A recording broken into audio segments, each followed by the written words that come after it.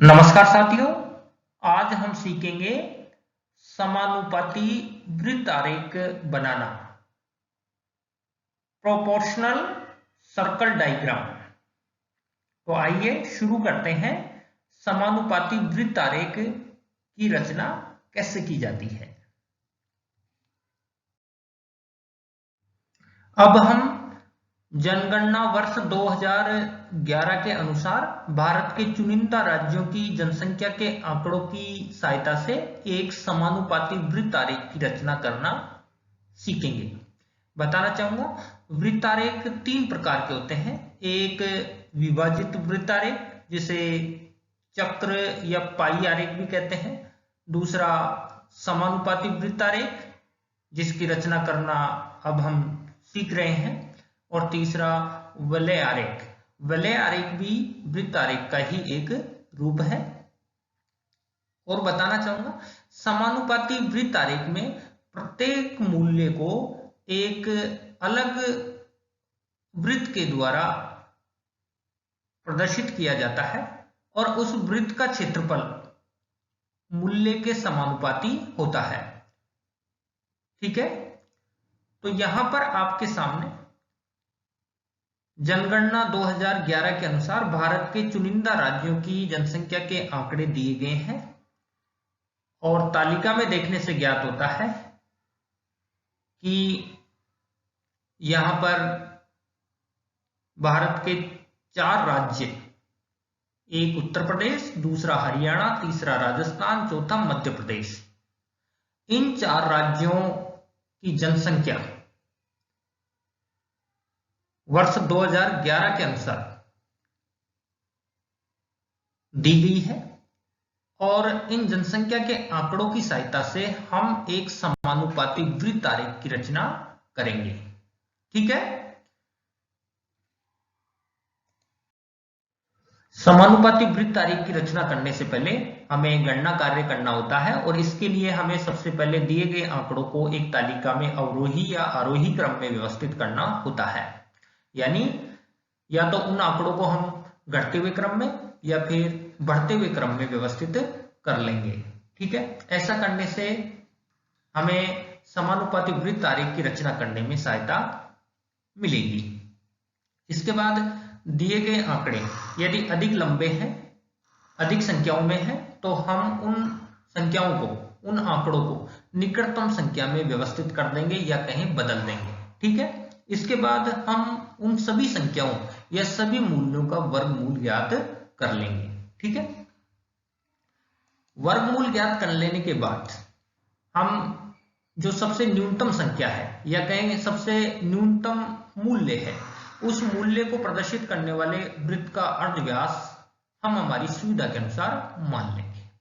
अमूमन गणितीय सुविधा के लिए सबसे न्यूनतम संख्या को प्रदर्शित करने वाले वृत्त का अर्धव्यास 1 सेंटीमीटर माना जाता है या कहें 1 सेंटीमीटर मानना अधिक उपयुक्त रहता है। ठीक है, इसके बाद जब हमने न्यूनतम संख्या को प्रदर्शित करने वाले वृत्त का अर्धव्यास सुविधा अनुसार मान लिया, तो बाकी अन्य संख्याओं को प्रदर्शित करने वाले वृत्तों के अर्धव्यास ज्ञात करने के लिए हमें इस सूत्र को ध्यान में रखना होता है। और इसके लिए आप देख सकते हैं, यहां जिस मूल्य या जिस संख्या को प्रदर्शित करने वाले वृत्त का अर्धव्यास ज्ञात करना है उसको हम ऊपर रखते हैं और उसका हम वर्गमूल ज्ञात कर लेते हैं। और न्यूनतम संख्या जिसको प्रदर्शित करने वाले वृत्त का अर्धव्यास हम सुविधा अनुसार माने हैं, उस न्यूनतम संख्या को यहां हम नीचे रख देंगे और उसका भी हम वर्गमूल ज्ञात कर लेंगे। और इसके बाद मल्टीप्लाई कर देंगे न्यूनतम संख्या को प्रदर्शित करने वाले वृत्त का अर्धव्यास जो हमने हमारी सुविधा के अनुसार माना है। मान लीजिए हमने 1 सेंटीमीटर माना है, तो यहां पर हम उसको 1 से मल्टीप्लाई करेंगे। इस प्रकार हम प्रत्येक संख्या को प्रदर्शित करने वाले वृत्त का अर्धव्यास ज्ञात कर लेंगे। ध्यान रहे, सभी संख्याओं को प्रदर्शित करने वाले वृत्त के अर्धव्यास की गणना करते समय हमें यहाँ सामने माना गया अर्धव्यास से गुणा करना होता है और नीचे जिस न्यूनतम संख्या के लिए हमने सुविधानुसार अर्धव्यास माना है उस न्यूनतम संख्या को लिखना होता है। बस सिर्फ जो बदलना होता है वो जिस संख्या के लिए हम वृत्त का अर्धव्यास ज्ञात कर रहे हैं उस संख्या को ऊपर रखना होता है। ठीक है, इस प्रकार हम सभी संख्याओं या कहें मूल्यों को प्रदर्शित करने वाले वृत्त के अर्धव्यास ज्ञात कर लेंगे। ठीक है, गणना कार्य करने के लिए हम सबसे पहले एक 5 कॉलम वाली तालिका बनाएंगे जिसके शुरुआती 2 कॉलम में प्रश्न में दी गई सूचनाओं को अंकित करेंगे। आप देख सकते हैं इन शुरुआती 2 कॉलम में हमने पहले कॉलम में राज्यों के नाम और दूसरे कॉलम में उनकी जनसंख्या को यहां अवरोही क्रम में व्यवस्थित कर दिया है, यानी घटते हुए क्रम में। ठीक है, तीसरे कॉलम में जैसा कि मैं बता चुका हूं, यदि दिया गया मूल्य अधिक अंकों में है, अधिक बड़ी संख्या में है, तो ऐसे में हम उन्हें निकटतम संख्या में व्यवस्थित कर लेते हैं। तो आप देख सकते हैं यहां उत्तर प्रदेश की जनसंख्या है वर्ष 2011 के अनुसार 19,95,81,477। तो इस जनसंख्या के आंकड़े को हम निकटतम जनसंख्या में बदल लेंगे और इसको हम करोड़ में बदलेंगे और इसके लिए हम 1 करोड़ में 7 शून्य होते हैं, तो ऐसे में हम दाएं से बाएं की ओर चलते हुए 7 अंक छोड़कर दशमलव लगा देंगे और आप देख सकते हैं अब हो गया 19.95, यानी इसे हम दशमलव के बाद 2 संख्या तक सीमित करेंगे। तो जैसा कि मैंने बताया 19.95, जबकि यहां लिखा हुआ है 19.96। ये 5 की जगह 6 इसलिए आया है क्योंकि जब हम दशमलव के बाद 2 संख्या तक सीमित करेंगे तो तीसरी संख्या 5 या इससे अधिक है, यानी 5 से लेकर 9 तक है, तो पहले वाली संख्या में यानी दूसरे नंबर की संख्या में 1 और बढ़ा दिया जाता है। तो इस प्रकार यह 19.96 करोड़ उत्तर प्रदेश की जनसंख्या है। ठीक है, इस प्रकार हम सभी राज्यों की जनसंख्या को निकटतम जनसंख्या जो करोड़ में है उसमें व्यवस्थित कर लेंगे। इसके बाद चौथे कॉलम में जैसा कि मैंने बताया प्रत्येक राज्य की जो निकटतम जनसंख्या का आंकड़ा है उसका हम वर्गमूल निकाल लेंगे। यहां पर आप देख सकते हैं उत्तर प्रदेश की निकटतम जनसंख्या 19.96 करोड़ और इसका वर्गमूल निकालने पर आता है 4.47। ठीक है, इस प्रकार हम सभी राज्यों की निकटतम जनसंख्या के आंकड़े का वर्गमूल ज्ञात कर लेंगे। इसके बाद अंतिम कॉलम में हम प्रत्येक मूल्य से संबंधित जो वृत्त होगा या कहीं प्रत्येक मूल्य को प्रदर्शित करने वाला जो वृत्त होगा उस वृत्त का अर्धव्यास ज्ञात करेंगे। और इसके लिए जैसा कि मैं बता चुका हूं, सबसे पहले हम न्यूनतम मूल्य यानी सबसे न्यूनतम मूल्य के लिए जो वृत्त होगा उस वृत्त का अर्धव्यास हम सुविधा के अनुसार मान लेंगे। और बताना चाहूंगा यहां पर हमने सबसे न्यूनतम मूल्य हरियाणा की जनसंख्या को प्रदर्शित करने वाला जो वृत्त होगा उसका अर्धव्यास हमने माना है 1 सेंटीमीटर। ठीक है, इसके बाद हम अन्य जो मूल्य हैं उनको प्रदर्शित करने वाले वृत्त का अर्धव्यास ज्ञात कर लेंगे। और यहां पर आप देख सकते हैं जैसे हम उत्तर प्रदेश की जनसंख्या को प्रदर्शित करने वाले वृत्त का अर्धव्यास ज्ञात करना है तो यहां पर हम ऊपर रखेंगे उत्तर प्रदेश की निकटतम जनसंख्या का जो वर्गमूल है उसको हम ऊपर रखेंगे, यानी 4.47 को ऊपर रखेंगे और नीचे वो संख्या रखेंगे जो हमने सबसे न्यूनतम मूल्य के लिए अर्धव्यास की लंबाई, यानी सबसे न्यूनतम मूल्य को प्रदर्शित करने वाले वृत्त का अर्धव्यास जो हमने सुविधा अनुसार माना है, उस सबसे न्यूनतम मूल्य के वर्गमूल को नीचे रखेंगे। ऐसा हम सभी मूल्यों से संबंधित वृत्त के अर्धव्यास की गणना करते समय करेंगे। तो आप देख सकते हैं यहां पर सभी गणनाओं में नीचे सबसे न्यूनतम मूल्य के वर्गमूल की संख्या रखी गई है और सामने मल्टीप्लाई किया गया है सबसे न्यूनतम मूल्य के लिए जो हमने सुविधा अनुसार वृत्त का अर्धव्यास माना है। 1 माना है इसलिए 1 से मल्टीप्लाई कर रहे हैं, यदि 2 मानते तो 2 से मल्टीप्लाई करते हैं। तो आप देख सकते हैं सभी गणनाओं में 1 से मल्टीप्लाई किया है और नीचे हमने सबसे न्यूनतम मूल्य के वर्गमूल की संख्या रखी है और ऊपर हमें वो संख्या रखनी है कि जिस मूल्य को प्रदर्शित करने वाले वृत्त का अर्धव्यास हमें ज्ञात करना है, तो उस मूल्य के वर्गमूल की संख्या को हमें ऊपर रखना है। इस प्रकार हम प्रत्येक मूल्य को प्रदर्शित करने वाले वृत्त का अर्धव्यास ज्ञात कर लेंगे।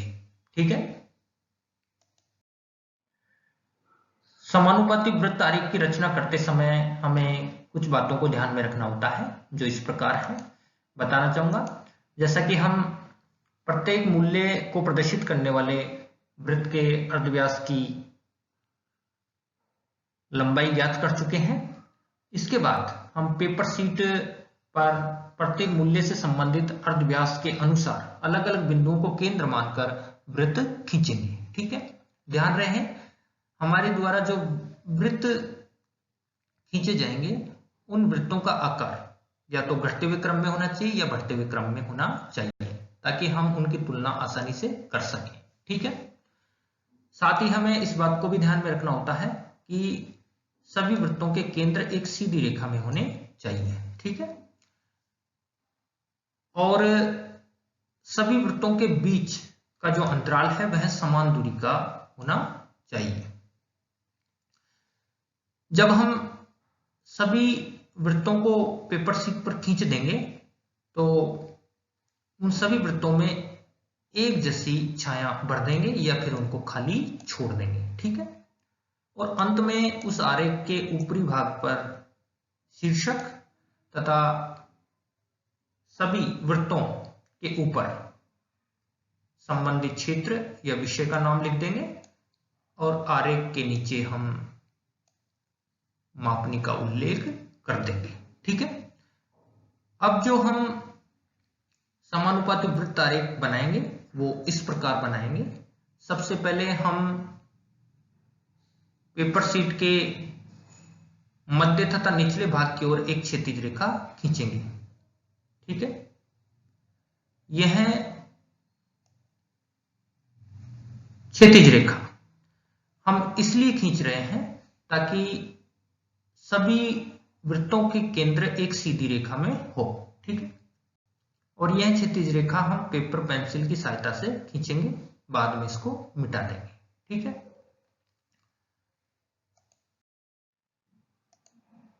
जैसा कि आप देख सकते हैं ये क्षैतिज रेखा हमने खींच दी है।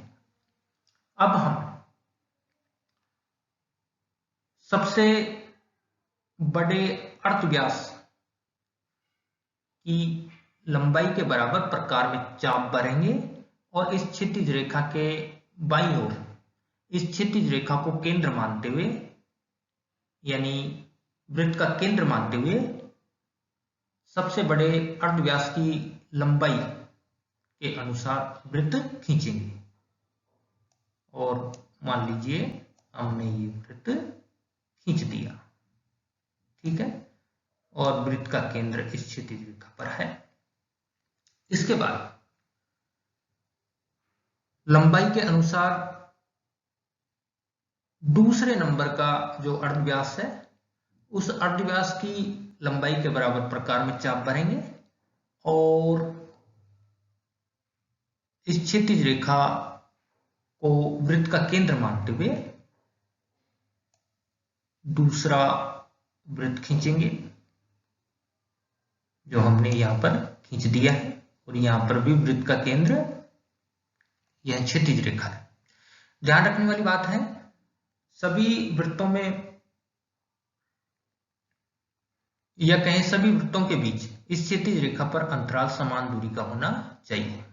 यहाँ पर मान लीजिए हमने 1 सेंटीमीटर या 1.5 सेंटीमीटर की दूरी के बराबर अंतराल ले लिया है। अब हम वृत्त के अर्धव्यास की लंबाई के घटते क्रम के अनुसार तीसरे नंबर के अर्धव्यास की लंबाई के बराबर प्रकार में चाप भरेंगे और इस क्षैतिज रेखा को वृत्त का केंद्र मानते हुए हम वृत्त खींच देंगे। ठीक है, ये हमने खींच दिया और अंत में हम चौथे नंबर का जो या कहें सबसे छोटा अर्धव्यास जो है उस अर्धव्यास की लंबाई के बराबर प्रकार में चाप लेकर के निश्चित अंतराल रखते हुए वह वृत्त भी हम खींच देंगे। तो अब आप देख सकते हैं इन सभी वृत्तों के केंद्र एक क्षैतिज रेखा पर है और इन सभी वृत्तों का आकार घटते हुए क्रम में है क्योंकि हमने यहां आंकड़ों को अवरोही क्रम में रखा है। यदि आप आरोही क्रम में रखते हैं तो सबसे पहले छोटे आकार का वृत्त खींचेगा, फिर उसके बाद उससे बड़ा, अंत में सबसे बड़े आकार का वृत्त खींचा जाएगा। यहां पर हमने आंकड़ों को अवरोही क्रम में रखा है, इसलिए हमने वृत्त जो खींचे हैं वो उनके आकार के घटते क्रम में खींचा है। ठीक है, अब जो समानुपाती वृत्त आरेख बनेगा वो इस प्रकार बनेगा। अब आप देख सकते हैं हमने जो इन सभी वृत्तों के केंद्र एक सीधी रेखा में हो, इसके लिए जो क्षैतिज रेखा खींची थी उसको हमने मिटा दिया है और इन सभी वृत्तों में हमने कोई छाया नहीं भरी है, इनको खाली छोड़ दिया है। आप चाहें तो इन सभी वृत्तों में एक जैसी छाया भर सकते हैं। इन सभी वृत्तों के ऊपर हमने संबंधित क्षेत्र या विषय का नाम लिख दिया है। आप देख सकते हैं सबसे बड़ा वृत्त है उत्तर प्रदेश की जनसंख्या को प्रदर्शित कर रहा है, उससे छोटा वृत्त मध्य प्रदेश की जनसंख्या को प्रदर्शित कर रहा है, उससे छोटा वृत्त राजस्थान की जनसंख्या को प्रदर्शित कर रहा है और सबसे छोटा वृत्त हरियाणा की जनसंख्या को प्रदर्शित कर रहा है। और इस आरेख के निचले भाग में हमने इस आरेख के लिए जो पैमाना या कहें मापनी का जो चयन किया था उसको लिख दिया है। वृत्त का 1 सेंटीमीटर अर्धव्यास जो प्रदर्शित कर रहा है वह है 2.54 करोड़ जनसंख्या, क्योंकि आप समझ सकते हैं हमने सबसे छोटा जो मूल्य है यानी हरियाणा की जो जनसंख्या है उसको प्रदर्शित करने के लिए वृत्त का अर्धव्यास सुविधा अनुसार 1 सेंटीमीटर माना था। इस प्रकार इसको हम यह भी कह सकते हैं कि 1 सेंटीमीटर अर्धव्यास का जो वृत्त है वो 2.54 करोड़ जनसंख्या को प्रदर्शित कर रहा है। तो इस प्रकार यह इस आरेख का पैमाना है और अंत में इस आरेख के ऊपरी भाग में हम आरेख का नाम लिख देंगे, जैसा हमने लिख दिया है समानुपाती वृत्तारेख। उसके नीचे संबंधित क्षेत्र का नाम लिख दिया है भारत, चयनित राज्यों की जनसंख्या यानी कुछ चुनिंदा राज्यों की जनसंख्या के आंकड़े वर्ष 2011 के अनुसार। ठीक है, इस प्रकार आप समानुपाती वृत्तारेख की रचना करेंगे। धन्यवाद।